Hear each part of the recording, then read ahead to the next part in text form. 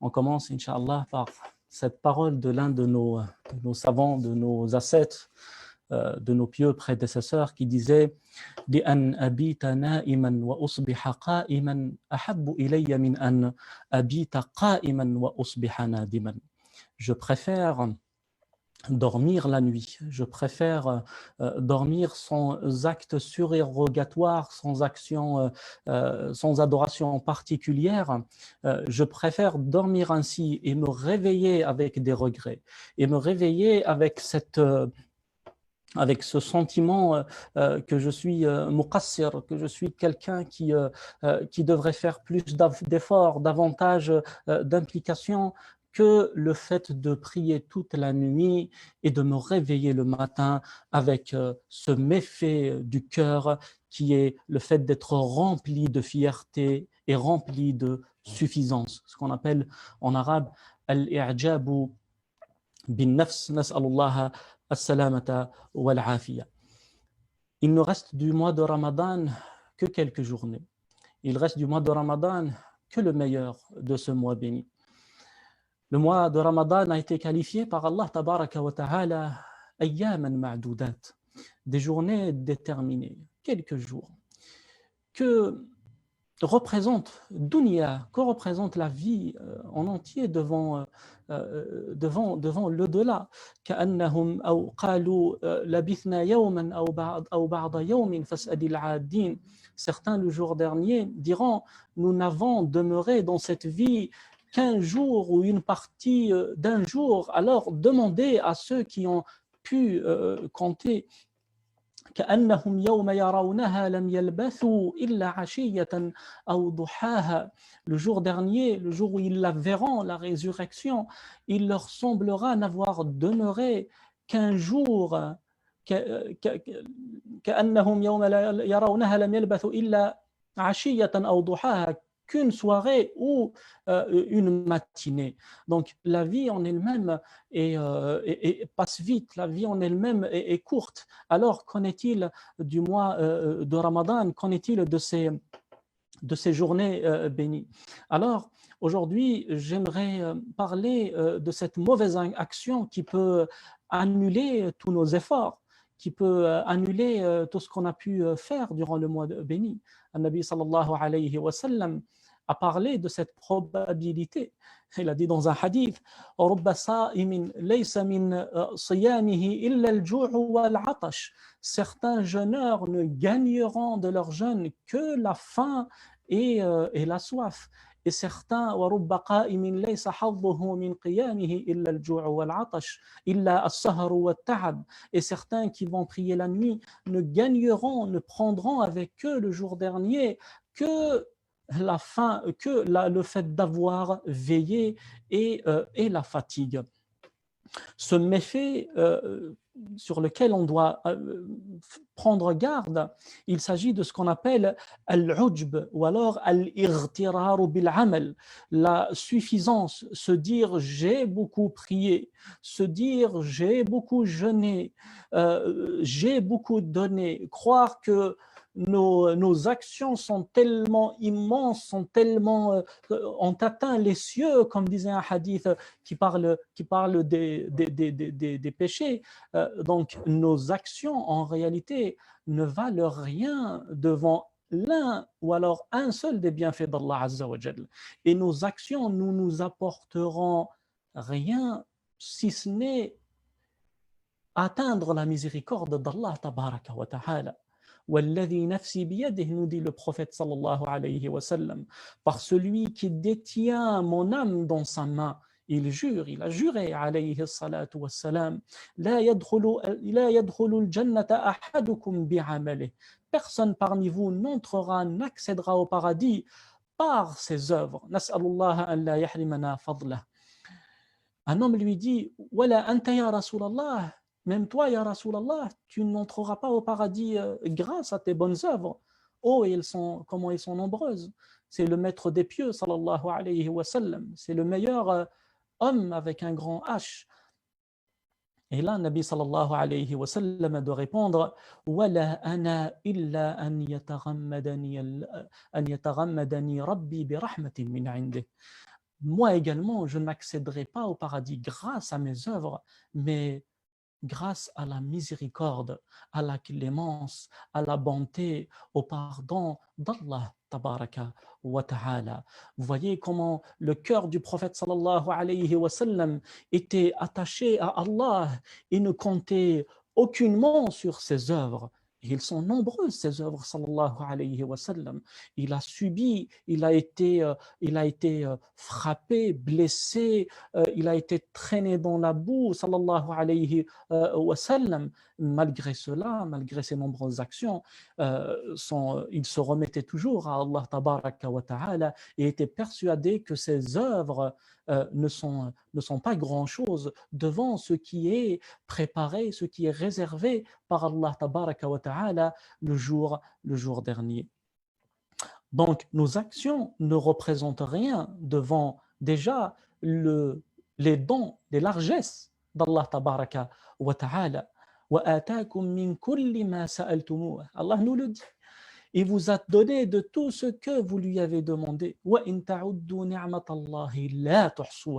Et si vous essayez de mettre un chiffre, de donner, de quantifier, de compter les bienfaits d'Allah Azza wa Jal, c'est-à-dire Allah il m'a donné ceci, Dieu m'a couvert par cela, il m'a donné telle chose, tel jour, tel endroit, on n'arrivera jamais à mettre un chiffre tellement les bienfaits d'Allah Azza wa Jal sont nombreux.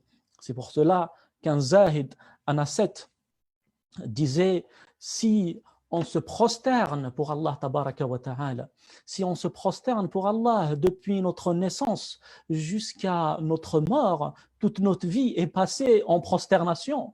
La prosternation qui est le choix de la prosternation n'est pas anodin en lui-même. Ibn al-Qayyim disait, si celui qui se prosterne prend conscience de ce qu'il gagne, des hasanat, de ce qu'il va prendre comme bonnes actions grâce à sa prosternation, il ne va jamais se relever. Il ne va jamais quitter cette posture où l'on montre notre humilité, où l'on montre notre faqrana lillah, notre besoin d'Allah tabaraka wa ta'ala. Donc quelqu'un qui va passer sa vie prosterné depuis sa naissance jusqu'à son décès n'arrivera pas à remercier Allah tabaraka wa ta'ala min li ni'matil basar. Il ne pourra remercier le bienfait de la vue, le bienfait, ce bienfait que l'on oublie, on ne pourra le remercier même si on passe toute notre vie en bonnes actions. Donc, il faut plutôt compter nos péchés que de compter nos bonnes actions. Nos bonnes actions, Allah s'en charge de les compter. وَإِنَّ عَلَيْكُمْ لَحَافِظِينَ كِرَامًا وَإِنَّ عَلَيْكُمْ حَافِظِينَ كِرَامًا كَاتِبِينَ. Allah Azza wa Jal a missionné des anges qui vont écrire nos bonnes actions. Ils ne seront jamais perdus. Et Allah Azza wa Jal va les multiplier et va nous donner plus que l'on écoutez ce hadith qui me revient à l'instant. Nabi sallallahu alayhi wa sallam, dans un hadith divin, Allah nous dit Illa as-siyama fa innahu li wa ana ajzi bih. On est au mois de Ramadan. Prenons le jeûne comme exemple. Allah nous dit le jeûne est pour moi et c'est moi qui m'occupe de la récompense. Wallahi, on dit rak'atani bi tafakkur khayrun min qiyami laylin bi qalbin sahin. Prier avec concentration est mieux, faire 2 rak'at en étant concentré est mieux que de passer toute la nuit en prière sans cette concentration, sans cette méditation. Donc quand on médite sur les versets, quand on médite sur les hadiths, notre cœur va être nourri d'une telle manière que l'on ne peut même pas imaginer. Allah nous dit dans ce hadith, le jeûne est pour moi et c'est moi qui va récompenser. Si quelqu'un qui est connu pour étant un avare nous invite chez lui, il nous dit ce soir tu vas manger chez moi. Va-t-on nous attendre à un buffet? Va-t-on nous attendre à un repas copieux? Allons-nous nous attendre à quelque chose, à un repas mémorable? Je prends cet exemple. La réponse est non. Mais si quelqu'un qui est généreux, karim, sakhi, jawad, quelqu'un machallah, qui a le cœur dans sa main, nous dit ce soir c'est chez moi. Et donc, nous allons imaginer toutes sortes de bonnes choses qu'il va nous donner. Et donc là, c'est Allah Azza wa Jal. Il nous dit, c'est moi qui m'occupe de la récompense. La ilaha illallah. اقرأ باسم ربك الذي خلق خلق الإنسان من علق اقرأ وربك الأكرم. Lis au nom de ton Seigneur le plus généreux, qui est au sommet de la générosité, dont la générosité est infinie, tabaraka wa ta'ala. On dit même que la générosité d'Allah Azza wa Jal est tellement infinie qu'il ne s'arrête pas à notre décès, qu'il nous a réservé bien des choses après notre décès, après notre départ vers lui, tabaraka wa ta'ala. نسأل الله عز وجل أن يجعلنا من الذين يحبون لقاءه من أحب لقاء الله أحب الله لقاءه. Et donc, il ne faut surtout pas dire que mes actions sont immenses. Allons plutôt regarder nos méfaits, nos excès, nos péchés, ces vices qui nous suivent depuis des années, ces mauvaises actions qui nous collent depuis bien des mois. Il y a un vers, un sublime vers qui me revient concernant les dons d'Allah Azza wa Jalla, qui disait لو سجدت الجباه على لظى الجمر. Si jamais nos fronts se prosternent sur de la braise brûlante, أو على المحمي من الإبر, ou alors sur des aiguilles brûlantes, ما شكرنا الله تبارك وتعالى على العشر من نعمه. Nous n'allons même pas remercier notre Créateur, ne serait-ce que pour le 10e de ses bienfaits, et encore un 10e de ces 10e des bienfaits d'Allah tabaraka wa ta'ala. Donc, comme disait la doua, d'une des belles douas qu'on a entendu, qu'on entend souvent dans les mosquées, Inch'Allah, la réouverture de nos mosquées, et pour bientôt, Inch'Allah, Allahumma khayraka ou khayruka ilayna nazil wa sharruna ilayka sa'id. Oh Allah, tes dons, tes largesses, tes bienfaits descendent sur nous. Et nous, le mal que l'on fait, les mauvaises actions que l'on contracte, les excès qu'on commet, montent vers toi. Rappelons-nous de nos mauvaises actions et oublions les bonnes, car c'est Allah Azza wa Jal qui s'en occupe. Mais en réalité, quand on scrute les bonnes actions que l'on fait, que valent-elles en réalité?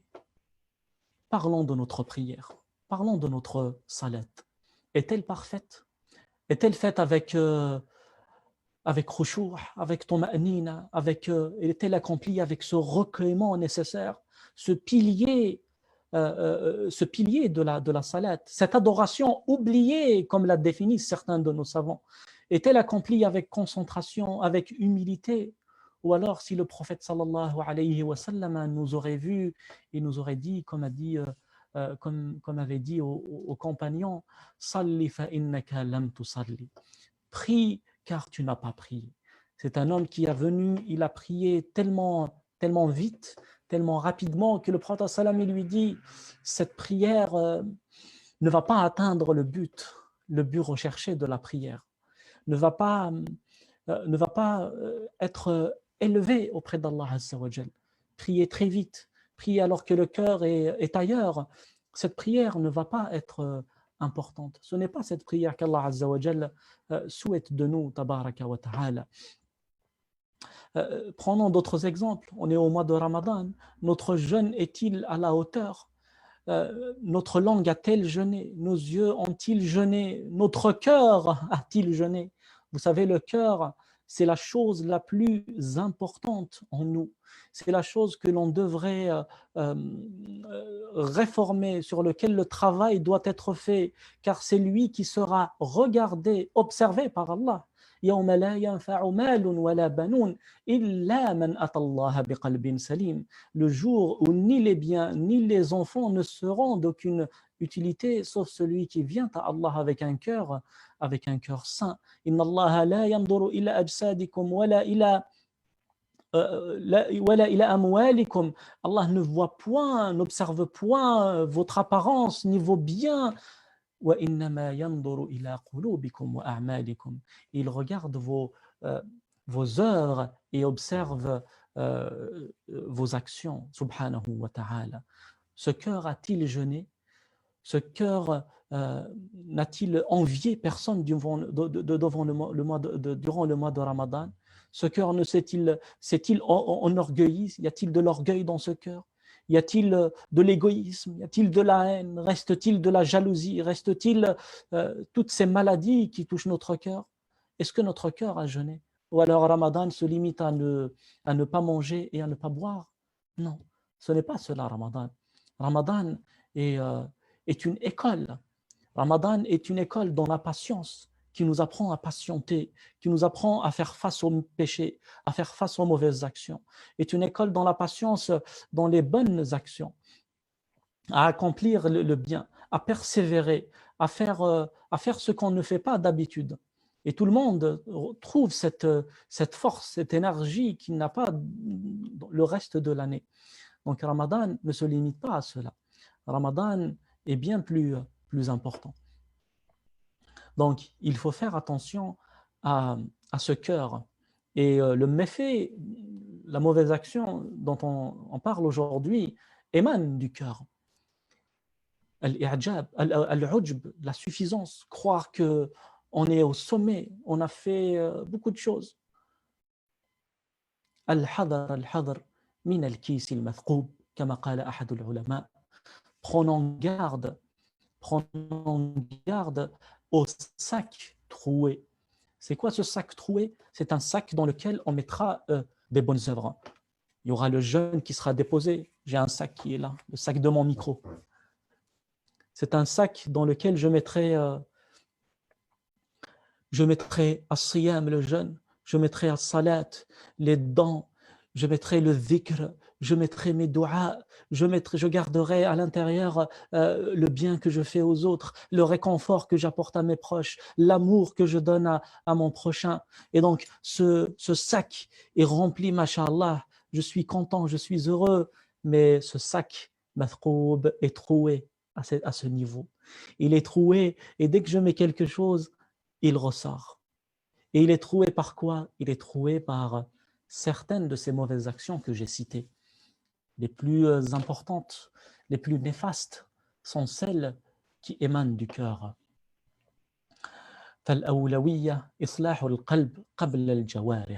On dit que la priorité des priorités, c'est de réformer le cœur avant d'aller chercher à préserver sa langue, à préserver son regard et le reste du corps. Abu Bakr radiyallahu anhu ardah disait Ummahatul muhlikati thalath. Ce qui va anéantir le croyant sont trois choses. Hasadun wa riya'un wa ujb. Envie, ostentation, faire pour plaire aux autres alors que cette action à la base est destinée pour satisfaire Dieu, wa ujb, et emballement, se considérer parfait, se considérer sans défaut, croire que j'ai beaucoup fait, que j'ai suffisamment fait. D'ailleurs, certains, je ne vais pas dire se trompent, mais je vais dire un mot que j'utilise très rarement, s'égarent. Ils sont dans un égarement lointain quand ils expliquent l'un des versets du Coran al-Karim qui disait wa'bud rabbaka hatta ya'tiyaka al-yaqin. Et adore ton Seigneur jusqu'à ce que la certitude te parvienne. Ils ont interprété la certitude comme étant cette certitude que d'être proche de Dieu, que Dieu nous regarde, que Dieu nous observe, qu'on a une relation intime et proche avec lui grâce à nos actions, grâce à notre dhikr, grâce à au Coran qu'on récite, qu'on lit. Et donc, une fois qu'on a atteint cette certitude, on peut se relâcher, on peut ne pas prier, on peut ne pas jeûner. Vous voyez l'égarement, alors que le verset parle, la certitude dans ce verset parle de la mort, al-maut. Donc, adore ton Seigneur jusqu'à ce que la mort qui va me toucher, qui va vous toucher, qui va nous toucher, arrive. Tel est le croyant. Et si on regarde le point commun entre ces trois actions, l'envie, l'ostentation et cet emballement, se considérer comme étant parfait, toutes les trois émanent du cœur. Toutes les trois émanent min al-qalb. فالمؤمن لا يلتفت إلى عمله الصالح كما قلنا آنفا. Le croyant se préoccupe plutôt de ses péchés que de compter ses mauvaises actions. Et le Nabi sallallahu alayhi wa sallam nous apprend cela. Nous apprend et nous dit من السبع الذين يظلهم الله يوم لا ظل إلا ظله. Le jour où le soleil se rapprochera des gens, 7 catégories de personnes seront sous l'ombre, sous une ombre créée par Allah tabaraka wa ta'ala et seront en sécurité et ne craindront rien.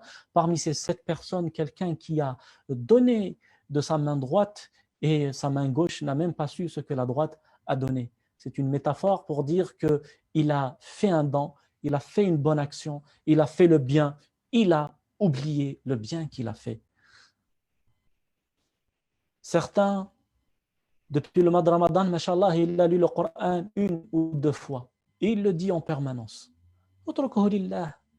Laisse pour Allah tabaraka wa ta'ala. Et on peut parler d'autres actions du même registre. Il n'est pas convenable d'observer et de justement compter nos bonnes actions alors que nos péchés sont si nombreux. Inna Allah yaghfirul kaba'ira fala tayasu. Allah pardonne les grands péchés. Allah pardonne les péchés majeurs, alors ne désespérez jamais de sa miséricorde et ne désespérez jamais de sa clémence. وَقَدْ يُعَذِّبُ لِلصَّغَائِرِ فَلَا تَغْتَرُّوا. Et peut punir pour certaines actions qu'on a considérées comme petites, alors ne vous croyez pas sauvés. Ne vous croyez pas sauvés. لا تحقرن صغيرة إن الجبال من الحصى. Ne néglige pas une petite mauvaise action, car les montagnes sont constituées de petites pierres. Les montagnes, c'est une petite pierre à côté d'une autre, à côté d'une troisième, et qui ont fait de cette créature ce qu'elle est. إذن أيها الأحباب، هذا موضوع اليوم بعجالة صغيرة بعجالة وخير الكلام ما قل ودل. La meilleure des exhortations, c'est ce qui a été concis et qui a un but précis en cette fin de Ramadan. Demandons en permanence à Allah Azza wa Jal de nous aider à finir en beauté ce mois de Ramadan. Faisons l'effort, essayons de dormir moins. Nous allons nous reposer après Ramadan. Nous aurons beaucoup de temps pour nous reposer. Essayons de dormir moins, de bousculer nos habitudes, d'essayer vraiment de faire l'effort, de voir notre limite. Où est notre limite? Et vous verrez qu'on peut faire beaucoup de choses si on se remet à Allah et si on lui fait confiance. Tabaraka wa ta'ala. As'alullah subhanahu wa ta'ala an yahfadhana min kulli shar وأن يحفظنا من كل سوء وأن يعيننا على طاعته وذكره وشكره. نسأل الله تبارك وتعالى أن يجعلنا من عباده المتقين ومن عباده الذاكرين ومن عباده الشاكرين ومن عباده الراضين ومن عباده الصابرين ومن عباده الآمرين بالمعروف الناهين عن المنكر الذين يستمعون القول ويتبعون أحسنه. أسأل الله سبحانه وتعالى أن يتغمدنا برحمة من رحماته وأن ينزل علينا رحمة من رحماته، رحمة يغفر بها ذنوبنا ويستر بها عيوبنا ويرحم بها لموتانا، ورحمة يشفي بها مرضانا. نسأله الله تبارك وتعالى أن ييسر لنا سبل الوصول إليه، وأن يجعلنا مفاتيح خير، وأن يجعلنا من عباده الذين ينشرون الخير ويتبعون الخير ويأمرون إلى الخير ويدعون إلى الخير، إنه سميع مجيب. وآخر دعوانا أن الحمد لله رب العالمين.